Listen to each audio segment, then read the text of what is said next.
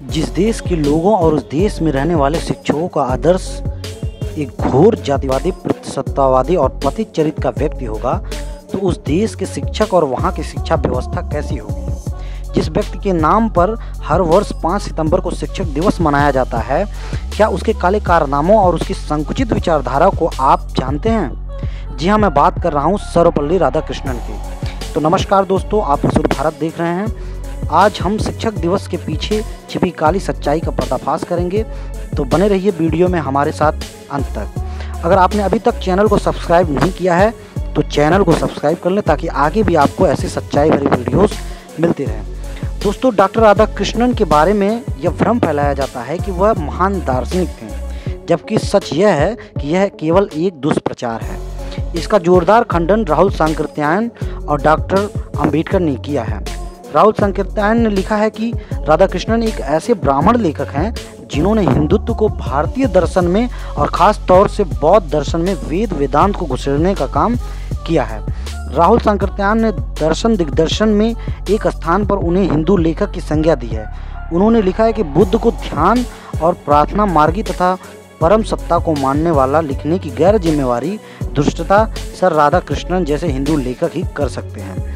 Doctor Ambedkar ने भी अपने निबंध कृष्ण एंड गीता में डॉक्टर राधाकृष्णन के इस मत का जोरदार खंडन किया है कि गीता बौद्ध काल से पहले की रचना है। डॉक्टर अंबेडकर ने डॉक्टर राधाकृष्णन जैसे हिंदू लेखकों को सप्रमाण बताया है कि गीता बौद्ध धर्म के काउंटर रिवॉल्यूशन में लिखी गई रचना है।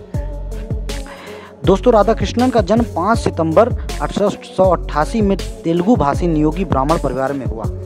सर्वपल्ली राधाकृष्णन को दर्शन के क्षेत्र में प्रसिद्धि 1923 में प्रकाशित उनकी पुस्तक भारतीय दर्शन से मिली, जिसे अपने शोध छात्र की साहित्यिक चोरी माना जाता है। जी आपने सही सुना, जिस पुस्तक से इन्हें प्रसिद्धि मिली, दरअसल वो चोरी की गई थी, वो भी अपने ही एक शिष्य की। उस वक्त राधाकृष्णन कलकत्ता विश्वविद्यालय में प्रोफेसर थे।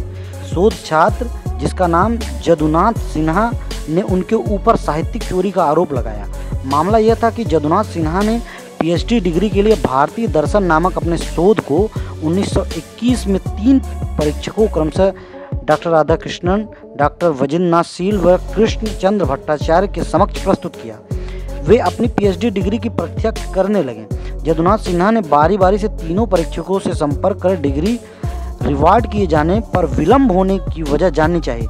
डॉक्टर वजिन्द्रनाथ शील व डॉक्टर वीएन शील ने कहा कि धैर्य रखो, राधाकृष्णन उसके परीक्षण में व्यस्त हैं। तुम्हारा शोध बहुत वृहद है, 2 भागों में तकरीबन 2000 पृष्ठों का होने की वजह से समय लग रहा है। इसी बीच डॉक्टर राधाकृष्णन ने बड़ी चालाकी से आनन फानन में लंदन से इस पीएचडी को पुस्तक के रूप में अपने नाम से प्रकाशित करा लिया और पुस्तक छपते ही जदुनाथ सिन्हा को पीएचडी की डिग्री भी उपलब्ध करा दी। पुस्तक जैसे ही बाजार में आई, जदुनाथ सिन्हा को सांप सूंघ गया और वह अपने को ठगा हुआ महसूस करने लगे। राधाकृष्णन की किताब उनकी पीएचडी की हूबहू कॉपी थी। जदुनाथ सिन्हा भी हार मानने वालों में से नहीं थे। न्यायालय का दरवाजा खटखटाकर राधाकृष्णन के ऊपर 20,000 रुपये का दावा ठोक दिया।